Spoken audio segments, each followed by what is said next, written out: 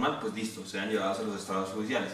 Pero por otro lado también se puede prestar para unos abusos y una cacería de brujas muy complicada, porque todos sabemos que hubo muchas empresas que fueron víctimas de extorsión, tanto de paramilitares como de guerrilleros, y que finalmente pueden quedar en estos tribunales como si hubieran estado financiando a estas estructuras. Frente al tema que toca Andrés, la guerrilla no puede, en el marco de un proceso de paz, ni aquí en Colombia, ni en ninguna parte del mundo, entrar a negociar en el marco de la justicia penal ordinaria. Por eso existe la compuerta de la justicia transicional, que son justicias momentáneas en el marco de unos acuerdos de paz para atraer hombres y mujeres que han cometido delitos ligados a delitos políticos, digamos, para darle la oportunidad de beneficios y poder así desactivar un conflicto. Entonces, en ningún conflicto del mundo se negocia con las justicias ordinarias y penales de los estados. Por eso, la justicia transicional. En este caso, se me olvidó la última parte que dijiste. Lo de la jurisdicción especial, que se puede dar una cacería de brujas. Ah, lo de la cacería de brujas. Miren esto cómo es lo interesante, Andrés. Yo he tenido la oportunidad de hablar con varios jefes paramilitares, comandantes paramilitares, HH, comandante del bloque bananero, alias el alemán, comandante del bloque Elmer Cárdenas, Pedro Bonito, que fue la persona que diseñó toda la estrategia paramilitar en el Urabá antioqueño, y me decían una cosa bien interesante, que he reflexionado en los últimos días. Ellos decían, mire, nosotros estamos pagando acá penas de 8 años, eso hay que reconocerlo. Pero los que nos financiaron, los que nos asusaron y orquestaron el proyecto paramilitar, no están pagando penas. Entonces, primer elemento. ¿Qué son quiénes son? ¿El sectores empresariales. Privado? Sectores empresariales que no necesariamente fueron extorsionados. Entonces, ahí hay un capítulo que se le debe a este país. Y ojalá esa comisión de la verdad nos destape, nos devele qué empresariado colombiano le apostó a la guerra de los unos y de los otros. ¿No es cierto? Porque aquí hay otra cosa que no sale en los debates y que espero que salga en los futuros debates. Uno de los mayores negocios de este país es la guerra, para los unos y para los otros. Y en este país hay gente que se ha hecho multimillonaria con la guerra y que hoy todavía no conocemos. Dicen, y digamos la justicia tendrá que probarlo, que las FARC están llenas de dinero. Bueno, que lo comprueben, de pronto sí, de pronto. Pero aquí sí hay gente que se hizo rica desplazando gente. Por ejemplo, a mí me llama mucho la atención, y en esto ha adelantado la Fiscalía mucho, a mí me llama mucho la atención cuando los paramilitares dicen, por ejemplo el alemán me lo dice a mí, está grabado, me dice, nosotros desplazábamos gente en Antioquia, en el Urabá chocuano y en el Urabá antioqueño, donde hay unas tierras que valen mucho dinero.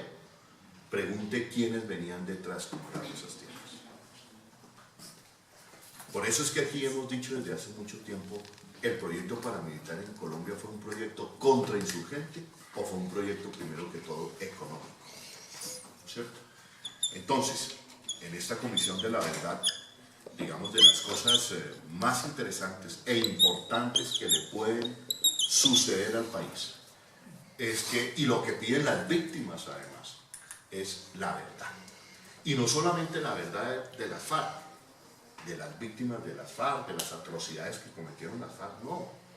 Una guerra tan larga, tan prolongada, lo único que hace es corromperse y corromper a los guerreros.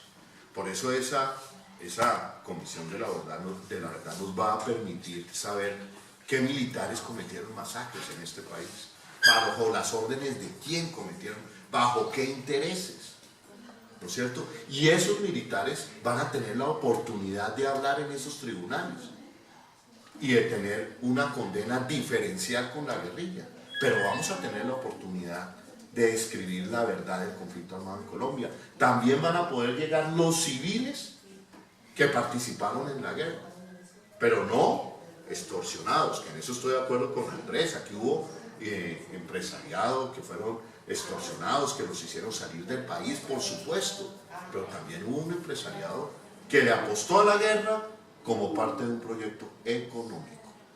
Pero ahí yo quisiera decir una cosa, yo creo que lo ha visto Holman, lo hemos visto todos en el país, lamentablemente aquí han hecho carrera los falsos testigos.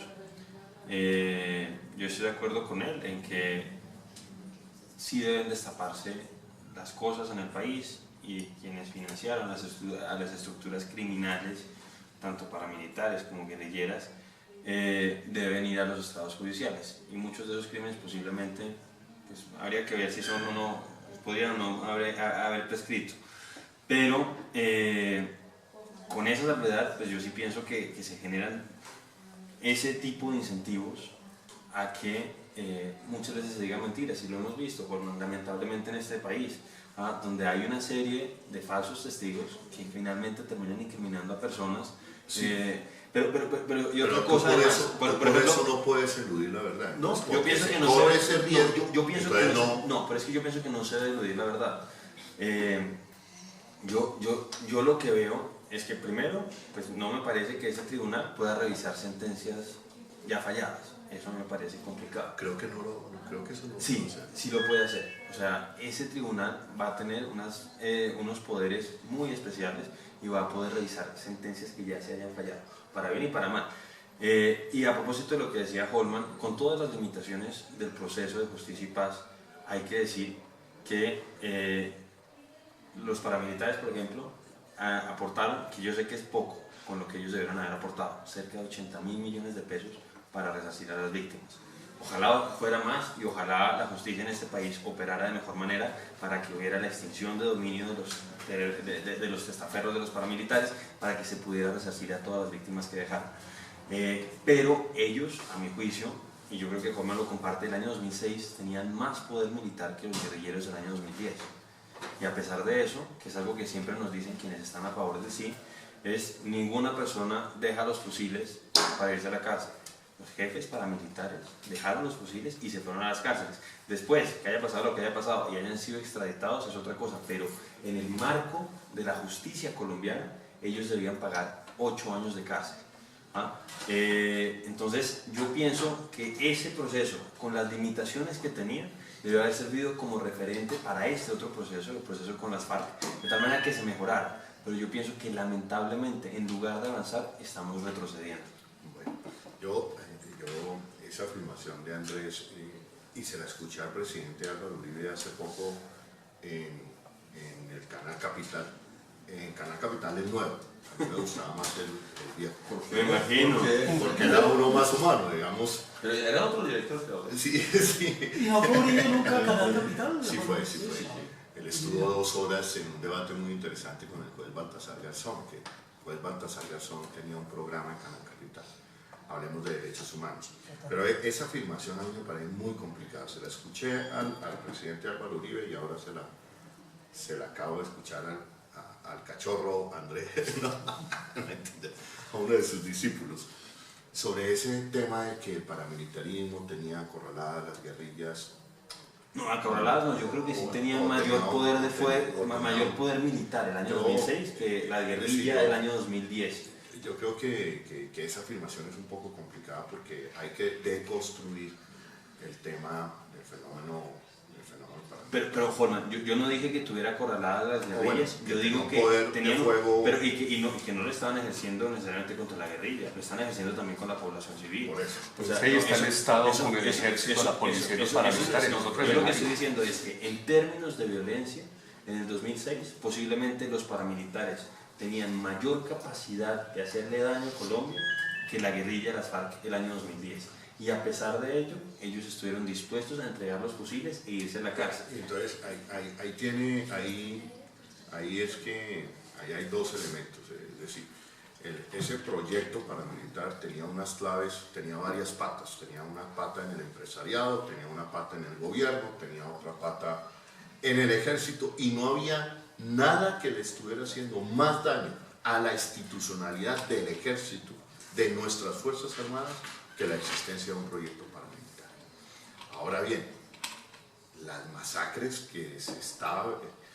fíjese una cosa, Filipe, los años más duros de barbarie en Colombia se cometen entre finales del 90 y el 2004. No es en la época de la violencia, por allá en los 50 no. Las peores masacres sistemáticas, las más grandes, las más bárbaras, se cometen en el siglo XXI y por cuenta de los grupos paramilitares. Eso había que detenerlo. Lo que nunca conocimos fue el papel o el acuerdo, que fue lo que se negoció con los grupos paramilitares. Es que no se negoció la pregunta es, la justicia colombiana. ojo, y aquí es donde vienen las dudas. Ojo con esto.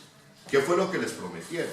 ¿Cómo es posible que a Santa Fe de Rarito llegaran unos hombres como Gordolindo, los mellizos, que eran narcotraficantes pura sangre, y les vendieron una franquicia y pudieron entrar al proceso porque les prometieron que con eso podía salvarse de la extradición? La extradición del presidente Uribe a los paramilitares fue una traición al proceso con los paramilitares. Entonces eso no se puede repetir. Pero, uno no puede traicionar los acuerdos. Dos, los paramilitares están en Estados Unidos, pues sí, bien, que los han extraditado, pagando por narcotráfico, pero no están pagando por los delitos de lesa humanidad que cometieron en Colombia. Están pagando por delitos que afectaron a la sociedad norteamericana, pero no han pagado un solo día de cárcel por las masacres que cometieron en Colombia. Entonces, ojo. Pero Holman, yo diría dos cosas. Primero, sí, efectivamente hubo defectos en ese proceso, estoy de acuerdo. Hubo muchas personas que, sin ser parte de estructuras paramilitares, finalmente eran unos narcotraficantes que pudieron, en cierta forma, pues verse beneficiados por eso, pero pues en teoría, con la argumentación que tienen muchos de los del sí, pues eso permitió que hubiera una disminución de la violencia. Pero yo digo lo siguiente, no es que el presidente haya traicionado los acuerdos, y pienso que no había, o mejor dicho, no fue sometido al pueblo precisamente porque no hubo una modificación de la Constitución. No se le dio acceso, por el contrario. No, aquí sí hay una serie de elementos que implican modificaciones constitucionales, no porque el plebiscito los vaya a generar, sino que una vez que se apruebe, si es que se aprueba y el presidente reciba la orden, mire, impleméntelos, sí se van a hacer modificaciones constitucionales. Tanto es así que hubo un acto legislativo que hace que las modificaciones constitucionales ya no tengan que tener 8 debates, sino que vayan a tener solamente 4 debates, que es lo que se denomina el fast track. Entonces sí va a haber, y por eso pues Holman se le adelantaron a los que están a favor de la constituyente nueva. Ya hicieron unas modificaciones constitucionales importantes en La Habana y que van a ser implementadas a través del Congreso de la República. Yo no creo ese aspecto. Pero espera. No son reformas que afecten la estructura del Estado. Pero bueno, yo quiero decir esto. Entonces, sí hubo un momento en que sí pagaron los paramilitares cárcel aquí en Colombia. Y no es que el presidente Uribe haya traicionado el espíritu de los acuerdos, sencillamente ellos siguieron delinquiendo y por eso no se les aplicó el marco de justicia y paz y por esa razón fueron extraditados. Y pues sí, es verdad, uno quisiera que estuvieran en este momento pagando por esas masacres que cometieron, pero yo, pues si me dicen, oiga, que las FARC estén pagando en Estados Unidos por los jefes varianos, que estén pagando en Estados Unidos a cuenta del narcotráfico en el que han incurrido, bueno, yo también digo, también, listo. O sea, si no son capaces de llevarlos aquí en Colombia a la justicia, pues bueno, que en Estados Unidos lo hagan. Pero yo lo que quiero decir es que ese acuerdo sí tuvo limitaciones, tuvo defectos, Jorge, pero lo ideal es que hubiera sido este acuerdo con las FARC hubiera incorporado muchos de los elementos positivos que pudieran haber tenido esos acuerdos y que este fuera un acuerdo más perfecto y no uno más imperfecto, que es lo que a mi juicio creo que está pasando. Yo difiero totalmente con Andrés. Yo creo que estamos ante uno de los acuerdos, digamos, de la historia reciente después de los tratados de Roma, digamos, no quiero decir perfecto, pero sí de lo mejor de acuerdos que hay en este momento. Criminales de lesa humanidad van a tener elegibilidad política. Eso a mí me parece digamos, que no está bien. No comparto eso, no creo que eso vaya a ser así. Pero está en los acuerdos, por artículo 36 del Acuerdo de Justicia. Dice que cualquier pena del Tribunal Especial para la Paz no va a obstar para que esas personas puedan pero ejercer es cargos pero es de que elección. hay un tema importante, que es primero se les tiene que demostrar el hecho de lesa humanidad, digamos. Y ahí habrá modificaciones o modulaciones en ese aspecto. Es decir, no es que inmediatamente vayan a acceder a la política. Hay que mostrarse primero, y eso lo explicaba el otro día el negociador de la calle, primero hay que demostrársele los delitos de lesa humanidad. Y después sí veremos si hay participación en política no. Una cosa, y que tú lo debes saber, aquí en Colombia a los militares se les aplicó una doctrina, que es la doctrina de Roxin, una doctrina penal, que establece que en ciertas estructuras jerarquizadas se asume que la persona que está arriba tiene que responder por los actos de las personas que en cierta forma están subordinadas y le responden en la línea de mando. Esto se rompe en los acuerdos de La Habana, tanto para las fuerzas militares, pero también para las FARC. Entonces, evidentemente, pues, me imagino que los miembros del secretariado dirán que ellos no tuvieron que ver las decisiones que implicaron pues, el atentado en el Nogal o la masacre en Bogotá. ¿Cuál es el caso del coronel Plazos? Es el mismo caso. Mire la injusticia que se cometió con el coronel Plazos. 10 años detenido y no sube la responsabilidad. Bueno, nos quedan 10 minutos, entonces quería aprovechar que César todavía está con nosotros para que César les haga una pregunta a cada uno. Pero la primera pregunta es, ¿por qué en la discusión no se introducen los escenarios de futuro?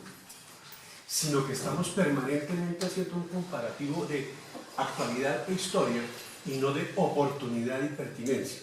¿Qué le vamos a dejar a ustedes, los dirigentes políticos del siglo XXI, que van a construirle a los niños, niñas y jóvenes de hoy?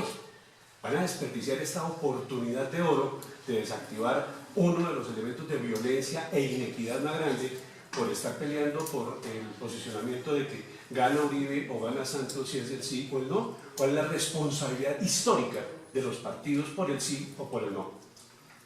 Bueno, nosotros, vuelvo y recalco, nosotros como progresistas, nosotros decimos vamos por la paz grande, y esa no tiene nada que ver con la disputa de Uribe con Santos, el sí y el no. Nosotros decimos hay una oportunidad para conseguir la paz. Tú preguntabas, Felipe, ¿qué es la paz? Nosotros no creemos que la paz sea solo y exclusivamente la entrega de unos fusiles y el desmonte de un aparato armado. La paz es que en este país no se mueran niños de hambre como en La Guajira.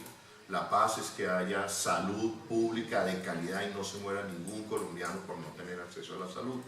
Educación pública de calidad. Esa es la paz. La paz tiene que ver con mitigación al cambio climático.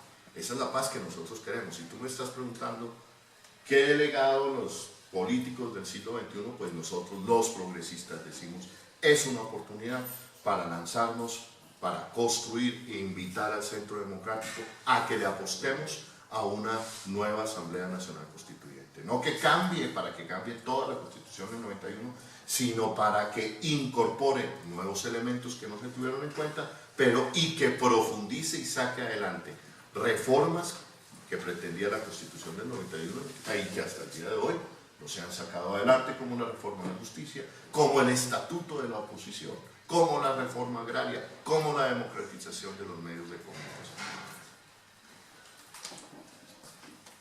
Pues, ¿qué es lo que pasa? Yo realmente considero, y pues he tratado de manifestarlo a lo largo del programa, que no necesariamente vamos a alcanzar la paz con este proceso de acuerdo. Por el contrario, creo que puede ser el generador de nuevas violencias, y lo digo precisamente porque las FARC en este momento no son el único grupo armado en el país, y posiblemente hoy por hoy no sean el más violento. O sea, hay unas bandas criminales que tienen, no, lo digo en serio, hay bandas criminales que creo que pueden tener mayor poder de fuego y que tienen mayor capacidad de daño. Adicionalmente hemos visto cómo se ha fortalecido el ELN. Hace 4 días estuvimos con un paro armado de 72 horas en 6 departamentos del país, adelantado por el ELN. Se está sentando un precedente perverso para esos grupos, porque en cierta forma se les está diciendo, miren, escalen la violencia, porque de esa manera el Estado va a tener que negociar con ustedes. Creo, y lo dije también al principio, el tema de la violencia en el país en este momento, al margen de sus raíces históricas que pueden haber estado asociadas, como decía Holman, a limitaciones a ciertas corrientes políticas dentro del espectro político nacional que hayan estado asociadas a injusticias relacionadas con la tierra. Creo que eso ya no explica la violencia en el país. La violencia en el país se explica principalmente por el tema de la droga. Y lamentablemente ese problema, en lugar de haber decrecido durante las negociaciones en La Habana, se ha incrementado. Se incrementó del año 2014 al año 2015 en un 40%. Y pues trayendo a la memoria un episodio histórico que yo creo que Philippe lo debe conocer como francés, cuando estábamos, yo me acuerdo pues que leí hace poquito un libro que me encantó, que se llama, es de un austríaco que se llama Stefan Zweig, que es su autobiografía, y él cuenta que a él le tocó vivir en Londres el momento en que Chamberlain llega con el papel desde Múnich diciendo: miren, aquí está la paz de nuestro tiempo. Y todos sabemos que lamentablemente lo que ocurrió después no fue paz, sino que posiblemente fue la guerra más inhumana que había vivido el mundo en sus años de historia. Retomando un complemento a la pregunta. Es que ustedes han hablado sobre el elemento político y no de las causas estructurales de la violencia. Por ejemplo, no han hecho referencia a que Procurador, Lafuri, Uribe son los detentadores del más alto porcentaje de tierras del país. Por ejemplo, que la concentración de la tierra tiene cerca de 25.000 hectáreas, una sola persona. Tierras, Córdoba, el Ubérrimo, etc. Pero más allá de eso, los ganaderos están por el no, y lo están activamente. Lo vimos con el paro armado que promovieron y del que estuvo el procurador diciéndoles en Córdoba: no vamos a permitir que se aplique la ley de restitución de tierras. Dense cuenta que estamos en un tema de fuerzas, de pulsos entre actores armados, el ELN por un lado. ¿Cuántos ganaderos hay en el país? En el país, en pues este ganadero, precisamente hay una concentración de tierras muy grande. Yo la verdad no. Las estadísticas nos dicen que el 1% de los propietarios tiene el 43% de la tierra. No, por eso, pero el 1%, imagínense, eso no va a tener incidencia en las elecciones del próximo 2 de octubre. O sea, aquí en este momento estamos tratando de llegar a las personas, al margen de que pueda haber personas interesadas. Pero yo también veo a la guerrilla de las FARC, que eso yo también le digo a usted, ellos sí tienen un montón de tierras, ellos también son grandes terratenientes. Y yo sí quisiera ver, lamentablemente no quedó consignado en los acuerdos en este momento, que ellos hubieran comprometido recursos para resarcir a todas las víctimas que han dejado. Sí está comprometido en los acuerdos, Andrés.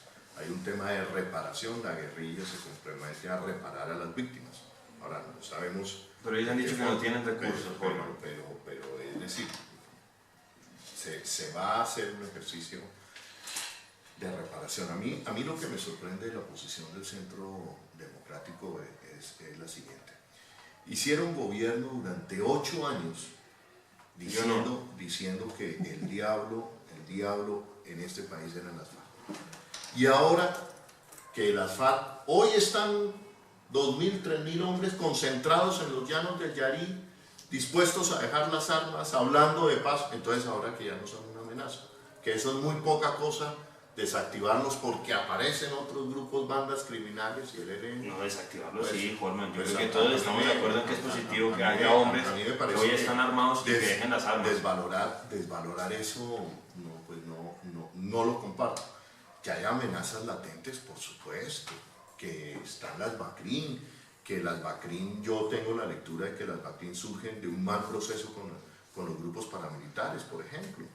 Que el ELN puede entrar a ocupar los territorios que dejan la FARC, posiblemente, pero por eso en los primeros años no se le quita un solo peso a las Fuerzas Armadas, que pues digo, hoy lo puedo entender, digamos, para recuperar, para que esos espacios no sean copados por nuevas bandas criminales. El tema del narcotráfico ha atravesado la insurgencia, ha atravesado al gobierno, ha atravesado al fútbol, a la cultura, a la arquitectura de este país. Estamos todos, pues ha sido permeado todo el país por el tema del narcotráfico. Solo que en este momento yo veo una oportunidad, que las personas que cuidaban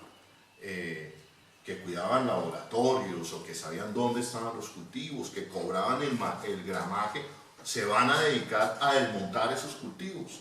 Y eso es un aspecto importante también de la negociación y el narcotráfico en el que tú tanto énfasis haces. La función del Consejo de Bogotá y de ustedes como concejales es el control político en un territorio que es Bogotá, que es receptor de todo el conflicto nacional, de la guerra. ¿Cómo leen ustedes el sí y el no en el caso, por ejemplo, particular de cómo la administración actual actuó contra ese territorio, contra ese barrio, contra ese lugar que es el Bronx, aquí en Bogotá, y que hoy las calles están habitadas por estas personas, ya ni siquiera en los andenes, sino en los separadores, porque no hay un lugar para ellos? Le damos una hora más entonces. Yo creo que ya vamos terminando, yo creo. Pues, bueno, yo he tenido diferencias con esta administración, con el operativo. Digamos, el operativo había que hacerlo, pero había que planificarlo. Pero si usted hace un operativo para obtener titulares, muy complicado y genera estas cosas. Miren, esta mañana me llama un operador humanitario, un sacerdote es un operador humanitario que trabajaba con los habitantes y estaba muy pendiente de lo que estaba pasando con los habitantes de calle del Caño de la Cesta con 30, bueno, donde habían 100 habitantes de calle. Me llaman, no sabemos dónde están, qué pasó, qué se hicieron. Entonces pareciera, Andrés, y ojalá me equivoque con la afirmación, que la política al final del día para estos habitantes de calle fue echarles gases lacrimógenos, meterlos en los caños, corretearlos, como tuve oportunidad de verlo, y le molestó tanto al comandante de la policía de Bogotá, que preguntó que yo qué hacía allá y que me tomaron fotos, y eso ya lo iban a convertir en un escándalo, porque les molesta el control político. A esta administración le molesta el control político. Cree que los concejales estamos allá para echarles incienso y mirra, y no. Entonces por eso lanzan al comandante de la policía a decir que yo estoy detrás de los habitantes de calle, incentivándolos a que se quedan en los caños. Por eso es que no me programan debates de control político en el Consejo. En fin, para mí fue, digamos, un ejercicio de mala planeación. Hay una buena intención, pero muy mal planeada. Y hoy estamos ante una crisis humanitaria en la ciudad de Bogotá, pero como lo advertí en el debate, hay una crisis humanitaria y una oportunidad de oro para Bogotá y especialmente para esta administración. Del censo del 2011, de 9.000 habitantes de calle censados, 6.500 son consumidores de bazuco. El bazuco es una epidemia nacional.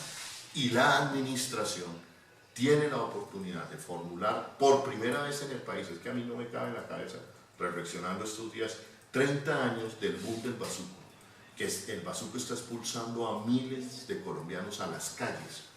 ¿Cómo es posible que aquí no se haya hecho un estudio serio de diagnóstico de la adicción del bazuco y cómo controlarla? Yo veo en esto una oportunidad y me aparto totalmente del manejo que le ha dado especialmente el subsecretario de Seguridad Daniel Mejía a este evento. Yo creo que ahí coincidimos con Holman al principio. Creo que era inaplazable la intervención en el Bronx. Todos hemos visto ahora esta semana que han aparecido pues, restos humanos en una suerte de fosas comunes. Sabemos que había explotación sexual de niños y niñas. Sabemos que se están pues, cometiendo toda suerte de violaciones de los derechos humanos. Entonces sí creo que era urgente adelantar esa intervención. Coincido parcialmente con Holman cuando no creo que haya sido falta de planeación de esa intervención, sino que no previeron lo que podía pasar con los habitantes de Cali. Y en este momento, pues lo sabemos todos, hay un fallo de la Corte que realmente amarra de manos a la administración para adelantar procesos de resocialización con ellos. Yo creo que algo que sí critico, y ahí podría estar de acuerdo, es que sí me hubiera gustado, porque ¿qué es lo que pasa? Con esta sentencia, lamentablemente, los capos criminales de la ciudad instrumentalizan a los habitantes de Cali. Como decía Holman, el último censo que hay en la ciudad es del año 2011, 9.614 habitantes de calle, cerca del 90% está con problemas de adicción a las drogas. Y obviamente, pues, los jíbaros y los ganchos y los criminales en la ciudad instrumentalizan y se aprovechan de esa situación que están viviendo los habitantes de calle. Yo si hubiera querido, ahí sí creo que faltó un poco más de contundencia por parte de la administración, que hubiera capturas de líderes de esas bandas criminales. No los hubo una serie de capturas pequeñas, pero sí, se acabó con ese infierno en la tierra que era el Bronx, pero lamentablemente